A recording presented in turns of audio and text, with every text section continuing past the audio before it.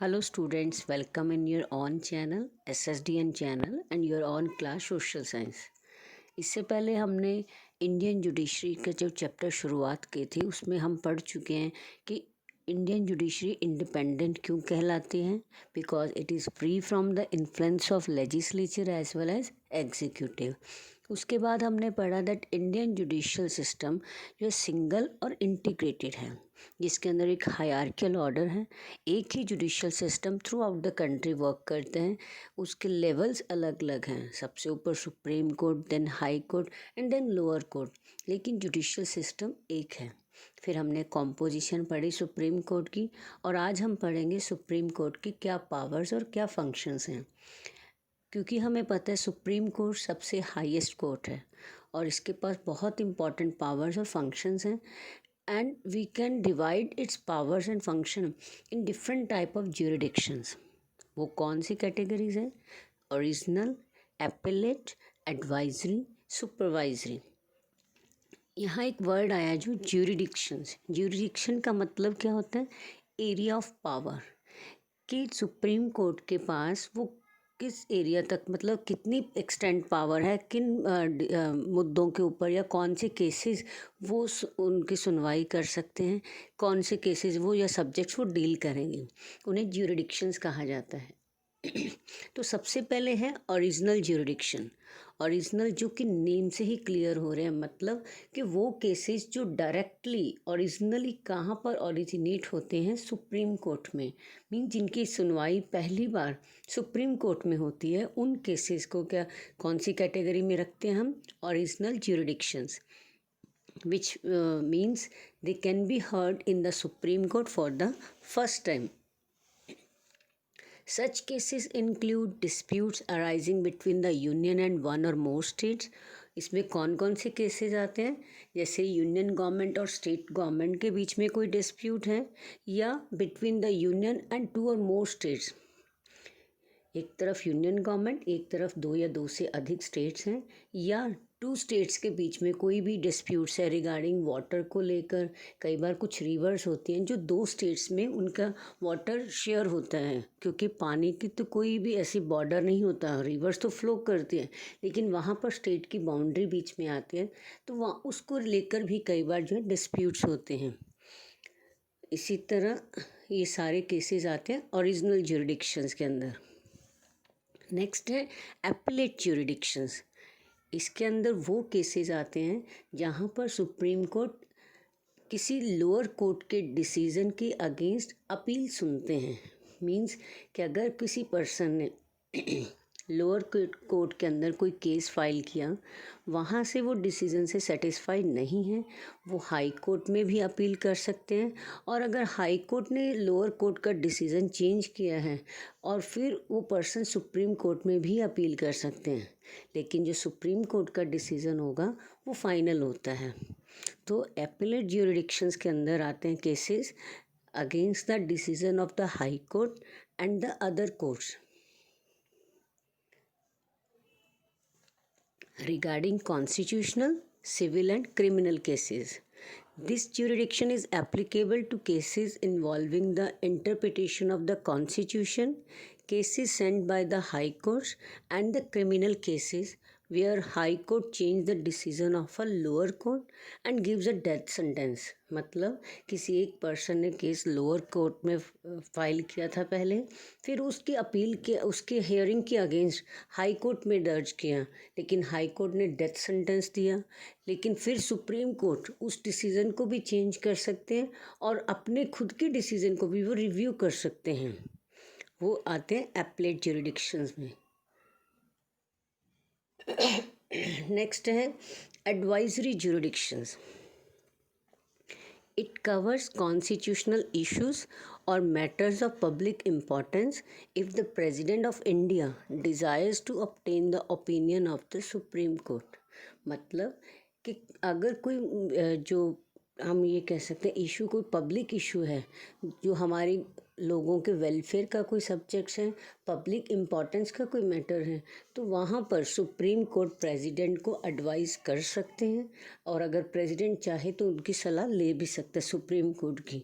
लेकिन जो supreme court ने जो एडवाइस दी है, जो उन्होंने अपना ओपिनियन रखा है, उसे मानना या ना मानना, that depend upon the president.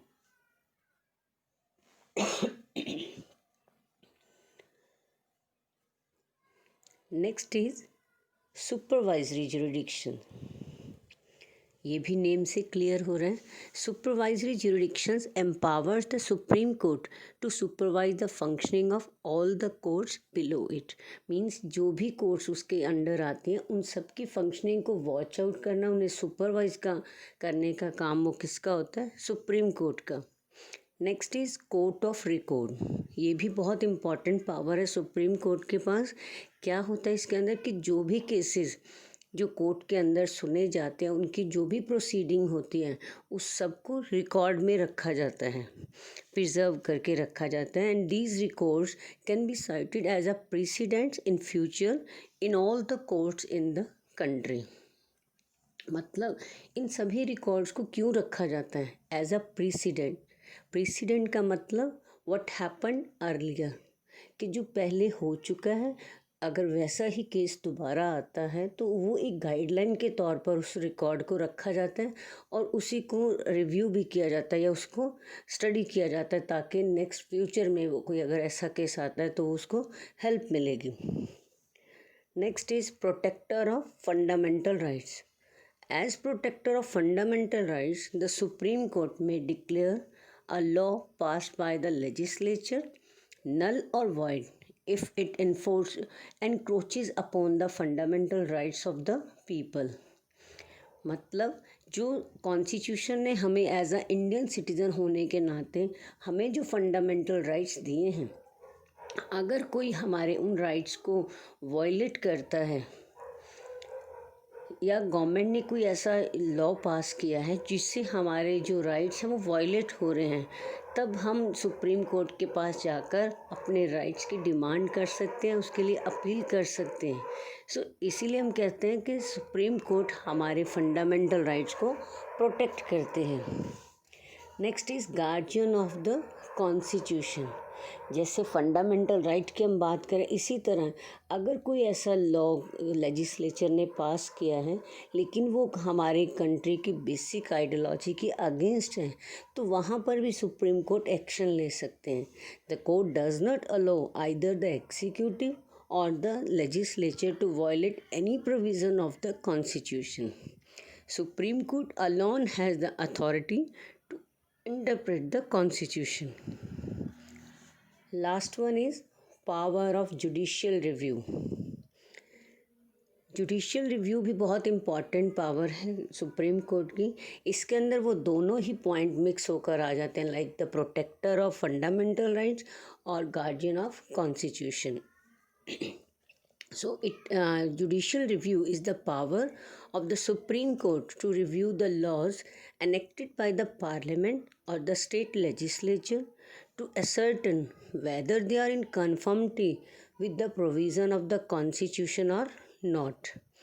Means कि पार्लियामेंट ने जो भी लॉ बनाए हैं, चाहे वो स्टेट लेजिस्लेचर ने, तो सुप्रीम कोर्ट उनके ऊपर विचार करते हैं, उन्हें रिव्यू करते हैं कि कहीं ये जो हमारे कॉन्स्टिट्यूशन की प्रोविज़न की अगेंस्ट तो नहीं है।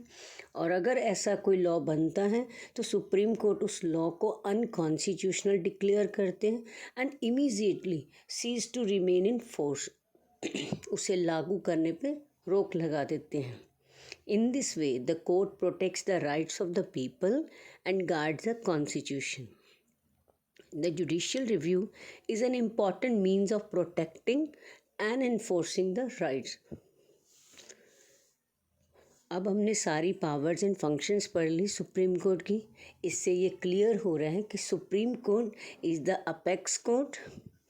It always protect the constitution and it observed the activities of the government wherever and whenever necessary। It also interfere in the working of the other courts to ensure justice through the fair trials। Clear. So supreme court के पास बहुत power है, सबसे ऊपर ये court है, highest authority है judicial system की।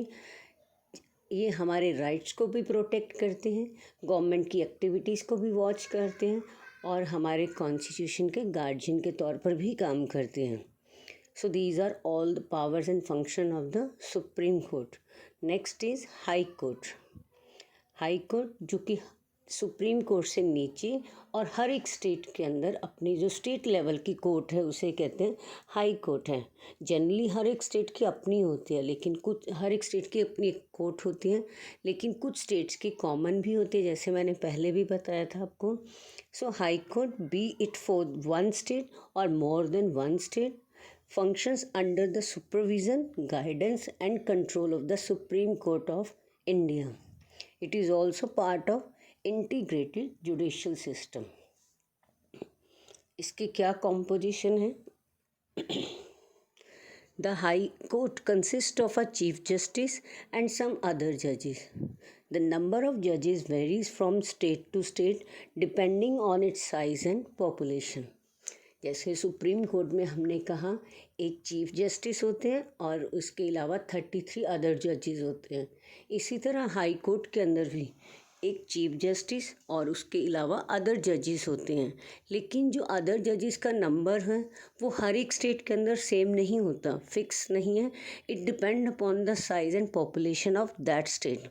अगर किसी स्टेट की पॉपुलेशन ज़्यादा है तो उसके अकॉर्डिंग अदर जजेस का नंबर भी ज़्यादा होगा, और अगर उस स्टेट की पॉपुलेशन कम है तो वहाँ पर अदर जजेस का नंबर कम होता है। अब इन्हें कौन अपॉइंट करता है? सबसे पहले the chief justice of a high court is appointed by the president of India in consultation with the chief justice of the supreme court and the governor of the concern state. उसके बाद देखो, अब जो high court के जज हैं उनको चुनने के लिए 3 लोग शामिल हैं। सबसे पहले the chief justice of India, then president and then head of the state at state level means governor. Then उसके बाद जो अदर जजेस हैं उनको अपॉइंट करने के लिए हाई कोर्ट के चीफ जस्टिस भी इंक्लूड होते हैं। Means 4 people are there, the chief justice of India, the Chief Justice of High Court, the President and the Governor. Clear? So these are picture of some states High Court: Mumbai High Court, Bengaluru High Court, Allahabad High Court. Next is qualification. What qualifications are required for being the judge of High Court? Any citizen of India who has been an advocate in one or more high court for at least 10 years or holder a judicial office in subordinate court for a period of 10 years is eligible for the appointment as a judge in a high court. मतलब सबसे पहले उन्हें Indian citizen होना ज़रूरी है, फिर उसके बाद वो किसी हाई कोर्ट के अंदर एटलीस्ट 10 ईयर्स के लिए वहाँ पर वो एज अ एडवोकेट के तौर पे काम किया हो, या सबॉर्डिनेट कोर्ट पर वहाँ एज अ ज्यूरी मेंबर या जुडिशियल के तौर पर उन्होंने वर्क किया हो। That person is eligible for the जज ऑफ हाई कोर्ट। अब उन्हें क्या एमोलूमेंट्स और क्या बेनिफिट्स या सैलरी अलाउंसेस क्या मिलते हैं? The government has set the salary for the Chief Justice of a High Court at rupees 2.5 lakhs per month, and for other judges 2.25 lakhs per month। जो हमने सुप्रीम कोर्ट में देखा, जो other जजेस की सुप्रीम कोर्ट की salary है वो हाई कोर्ट की चीफ जस्टिस की होती है 2.5 लाख, और जो अदर जजेस हैं उनकी 2.25 लाख सैलरी होती है। और इसके अलावा उन्हें other benefits like free residence मिलता है, उन्हें official car and other allowances. Now tenure and removal. A judge may continue to remain in office till the attainment of 62 years of age. High court की retirement age है 62 years, और supreme court के जजेस की जो retirement age है that is 65 years. The judges of the High Court can be removed from office by the President of India in the same manner. मतलब चाहे वो हाई कोर्ट के जज हैं या सुप्रीम कोर्ट के जज हैं, उन्हें नॉर्मल कंडीशन में रिमूव नहीं किया जा सकता, उन्हें रिमूव करने की एक ही प्रोसेस है, that is impeachment. So, unlike the judges of Supreme Court, a retired High Court judge may practice in any High Court, but not before any lower court or in the same High Court. इसका क्या मतलब? Unlike the judges of Supreme Court, a retired court judge may practice in any High Court, but not before any lower court और in the same, कि वो किसी उस high court में नहीं कर सकते प्रैक्टिस, किसी और में कर सकते हैं. और एक रिटायर्ड हाई कोर्ट का जज जो है वो सुप्रीम कोर्ट का जज भी बन सकते हैं 3 साल के लिए, क्योंकि सुप्रीम कोर्ट के जज की रिटायरमेंट एज कितनी होती है? 65, और हाई कोर्ट के जज की 62 years. Okay, so now the powers and function of the high court.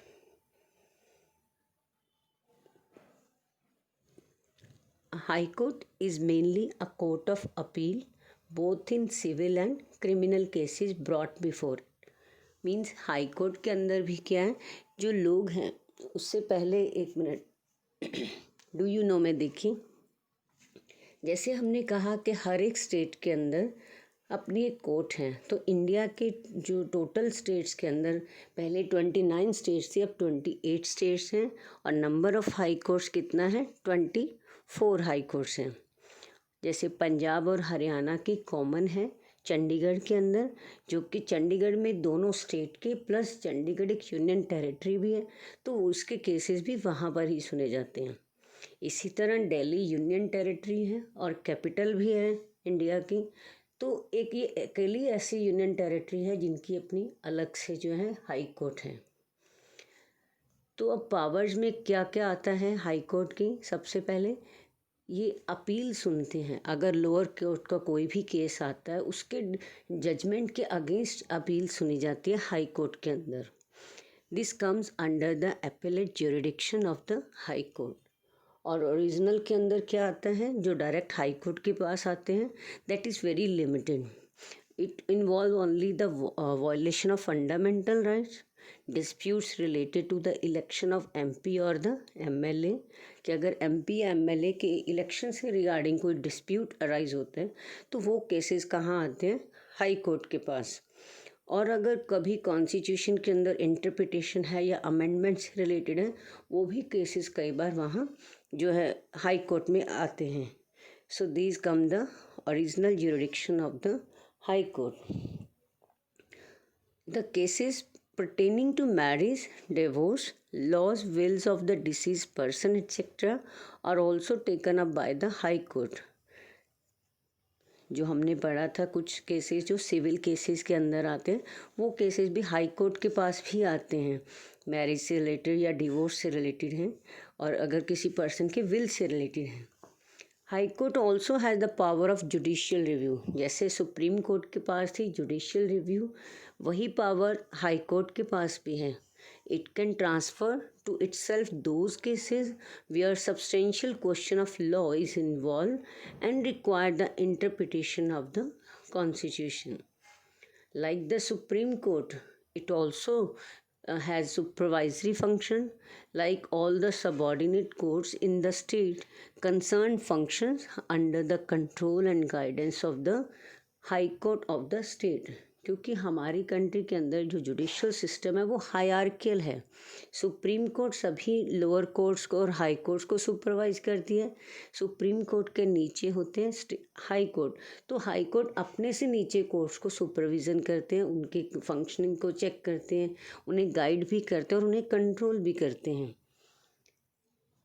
So like the supreme court of India, high court also has a court of record. जैसे supreme court अपने सभी cases की proceeding की recording रखते हैं, उसे preserve करके रखते हैं as a president. Same high courts भी सभी जो केसेस हैं उनको जो है सभी को एज अ प्रेसिडेंट बनाकर रिकॉर्ड को अपने पास रखते हैं. और कई बार वही केस रीओपन भी होते हैं, उन्हें रिव्यू करने के लिए भी जो कोर्ट उन्हें रिकॉर्ड के तौर पर रखती हैं. So these are the powers of High Court. Now next are third level courts, subordinate courts, or we can say lower court at the district level. Subordinate courts are the lower courts at the district level and below. They are supervised and controlled by the High Court of the concerned state. They are civil courts, criminal courts and revenue courts. इनके अलावा एक और है जो justice की provision जहाँ पर है, दैट इज़ न्याय पंचायत एंड लोक अदालत. सो सबॉर्डिनेट कोर्ट जो इसका भी एक फर्दर डिवीज़न है जो हमने फ्लो चार्ट में भी देखा था. सबॉर्डिनेट कोर्ट्स के अंदर कौन कौन सी आती हैं? Civil courts, criminal courts, revenue courts.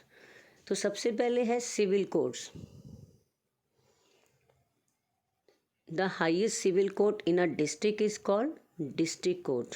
आपको वन वर्ड में भी पूछ सकते हैं और 3 मार्क्स में भी आपको कॉम्पोजिशन आ सकती है, like composition of civil court और क्रिमिनल कोर्ट्स या रेवेन्यू कोर्ट्स. तो इनका वन वर्ड में भी पूछा जा सकता है कि हाईएस्ट सिविल कोर्ट कौन सी होती है, उसका क्या नेम है, और सबसे लोएस्ट जो होती है सिविल कोर्ट वो कौन सी है. तो हाईएस्ट सिविल कोर्ट होती है डिस्ट्रिक्ट के अंदर district court. The judges of these courts are appointed by the governor in consultation with the high court. जो सिविल कोर्ट के जज होते हैं या उनके जो डिस्ट्रिक्ट कोर्ट के जज होते हैं उन्हें गवर्नर अपॉइंट करते हैं, लेकिन हाई कोर्ट के साथ कंसर्न करके.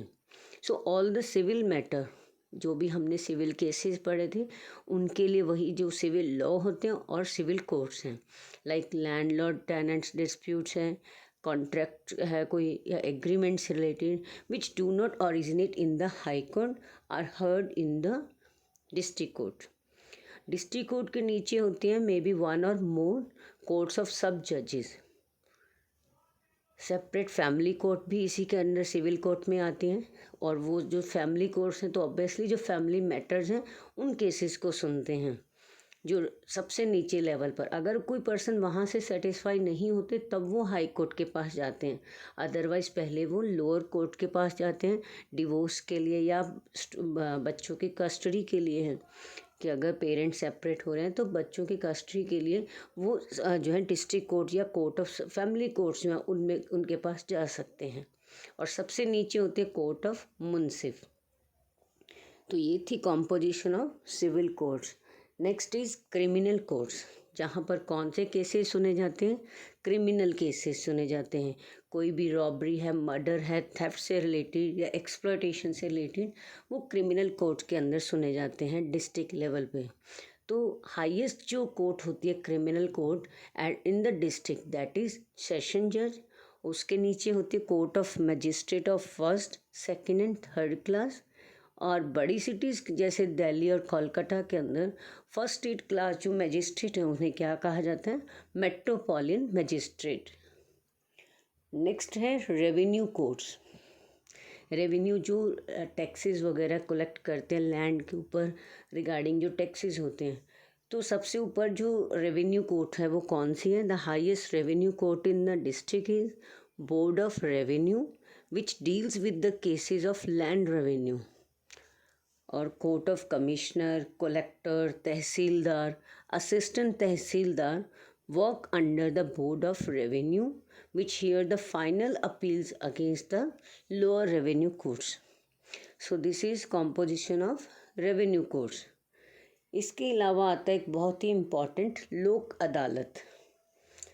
लोक अदालत बहुत ही इम्पॉर्टेंट है हमारी कंट्री के अंदर, जिसे पीपल्स कोर्ट कहा जाता है. लोक मतलब पीपल, तो अदालत कोर्ट, पीपल्स कोर्ट कहा जाता है इसे, क्योंकि ये कहते हैं justice delay is justice deny. अगर हमें सही समय पर न्याय नहीं मिला या देरी से न्याय मिलना तो उस न्याय के इम्पोर्टेंस ख़त्म हो जाती है. और सभी कहते हैं कि कोर्ट कचहरी से भगवान बचाए रखे. क्यों कहा जाता है ऐसा? क्योंकि जब हम कोर्ट के अंदर केस फाइल करते हैं तो उसकी प्रोसीजर जो है वो बहुत लेंदी होती है, टाइम कंज्यूमिंग है और एक्सपेंसिव भी होती है. उसके लिए लॉयर हायर करना पड़ता है, बार बार डेट्स लेनी पड़ती हैं, और फिर भी वो केस कई सालों तक लटकते रहते हैं. और इंडिया के अंदर जो एक आम पर्सन है जिसकी सैलरी है या इनकम बहुत कम है, और वो डरते हैं कोर्ट में जाने से, क्योंकि उन्हें पता है कि हम वो अफोर्ड नहीं कर पाएंगे और फिर भी डिसीज़न हमें समय पे नहीं मिलेगा। तो इतनी लंबी प्रोसेस है और इतनी कॉम्प्लेक्स प्रोसीजर है कि कॉमन पर्सन जो है वो उसे ये लगता है कि ये हमारी पहुंच से बाहर है। तो ऐसे कितने हजारों केस जो हैं वो कोर्ट के अंदर पेंडिंग पड़े रहते हैं। तो इस लीगल प्रोसेस को सिंप्लीफाई करने के लिए और इसके जो लीगल प्रोसेस होती है उसकी कॉस्ट को कम करने के लिए और जल्दी न्याय दिलाने के लिए एक प्रोविज़न जो शुरू की गई कंट्री के अंदर, दैट इज़ लोक अदालत। तो while Lok Adalat have been set up to simplify legal procedure, to reduce the cost of litigation and to provide a speedy justice. लोक अदालत have been set up। और ये कब शुरू की गई थी? It was in 1985 when the first लोक अदालत was held in Delhi। और आप सभी सुन के हैरान हो गए कि एक ही दिन के अंदर 150 केसेस की जो सुनवाई हो गई थी। और ये आइडिया किसने दिया था आपको पता है? जो हमारे एक्स चीफ जस्टिस थे, उन्होंने ये आइडिया, पीएन भागवती, जस्टिस पीएन भागवती, उन्होंने ये आइडिया रखा था। और ये जो आइडिया था वो जो हमारे गांधी जी थे, महात्मा गांधी, क्योंकि वो भी पंच परमेश्वर जो ग्राम पंचायत का आइडिया था उसमें बिलीव करते थे। गांव के अंदर क्या होता है, एक सरपंच होता है और उनकी हेल्प के लिए 5 पंच होते हैं जो दोनों पार्टी की प्रॉब्लम सुनते हैं। सभी लोग सामने बैठे होते हैं और उन दोनों वही उसी टाइम उनको वो डिसीजन दे देते हैं। तो लोक अदालत भी उसी से मिलते हैं। इसमें क्या होता है, it is normally presided over by a retired जज। जो रिटायर्ड जज हैं वो लोक अदालत के केसेस की सुनवाई करते हैं। दोनों पार्टी जो डिस्प्यूटिंग पार्टी हैं उस जज के सामने बैठते हैं, अपनी बात रखते हैं और कोई वकील नहीं होता वहाँ पर और कोई और आर्गूमेंट्स नहीं, दोनों अपनी अपनी बात रखते हैं और फिर वो कॉम्प्रोमाइज़ से, जो जज हैं रिटायर्ड जज हैं, दोनों पार्टी को म्यूचुअल जो कॉम्प्रोमाइज़ करवा के उन्हें ऑन द स्पॉट जो डिसीज़न दिलवा देते हैं। लेकिन इसमें जो बड़े केसेस हैं जैसे मर्डर्स ये से रिलेटेड हैं, जो और बड़े केसेस हैं वो इनके अंडर नहीं आते, वो प्रॉपर कोर्ट के अंदर ही होते हैं।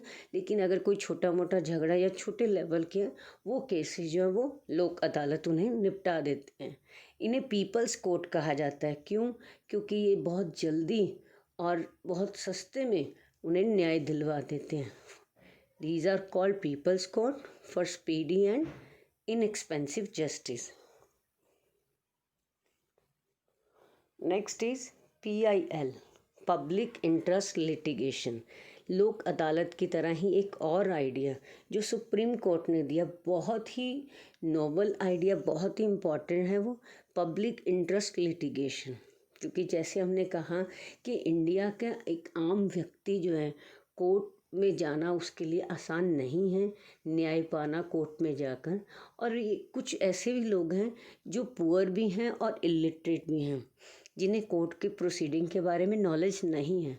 तो उनके लिए न्याय को आसान बनाने के लिए एक आइडिया दिया गया जिसे पब्लिक इंटरेस्ट लिटिगेशन कहते हैं। इसमें क्या होता है, कोई भी पर्सन आम पब्लिक के अंदर रादर इफेक्टेड और नॉट, चाहे ज़रूरी नहीं कि उसी के साथ कोई अत्याचार हुआ या इंजस्टिस हुआ, उनकी सोसाइटी में या लोकेलिटी में कोई ऐसा उन्हें लगता है कि कोई ऐसा इशू है जहाँ पर लोगों के साथ या किसी पर्सन के साथ एक्सप्लॉयटेशन हो रहे हैं, तो वो उस इंसिडेंट के बारे में या उस एक्सप्लॉयटेशन के बारे में या रॉन्ग थिंग के बारे में सुप्रीम कोर्ट को एक सिंपल लेटर लिख सकते हैं पोस्ट कार्ड के ऊपर। सुप्रीम कोर्ट या हाई कोर्ट को किसी को भी लेटर लिख सकते हैं। तो सुप्रीम कोर्ट या हाई कोर्ट उस लेटर को स्टडी करेंगे, फिर अपनी टीम भेजेंगे, इन्वेस्टिगेट करेंगे कि क्या वाकई वो मैटर पब्लिक इम्पोर्टेंस का है या नहीं, वो बात सच है या नहीं है। फिर वो उसके ऊपर उस जो है एक्शन लेते हैं और उस पर्सन के रिगार्डिंग या उस सोसाइटी के रिगार्डिंग उस प्रॉब्लम को सॉर्ट आउट करते हैं। For example, one may write about the inadequate and unsafe transport system or supply of unhygienic drinking water or about the exploitation of children and women in a particular establishment. Means कि अगर किसी area के अंदर child labour हो रहा है या female फॉर्टिसाइड के केस आ रहे हैं या कोई भी ऐसा सोशल एविल वहाँ पर प्रैक्टिस हो रही है तो उसके बारे में जानकारी दी जा सकती है। और if the court is convince that the matter is of public importance it will take up and decide the case. ये बहुत ही इम्पॉर्टेंट है। ये पुअर के इग्नोरेंट जो इलिटरेट पीपल हैं उनके लिए हेल्प करते हैं। This success story of PILs has encouraged people to initiate more and more PILs on the matter of urgent public importance. It seems that PIL has served the purpose for which it was devised and has proved to be a boon for the common man. Means कि एक ये आम व्यक्ति के लिए वरदान साबित हुआ है। जिन्हें न्याय पाना इम्पॉसिबल लगता था, कई लोग ऐसे थे जो इनजस्टिस को बर्दाश्त कर रहे थे, तो उनके लिए एक वरदान साबित हुआ कि अगर सोसाइटी के अंदर कुछ गलत हुआ तो उन्हें भी न्याय मिलेगा। So today sufficient. Next topic we will do later on.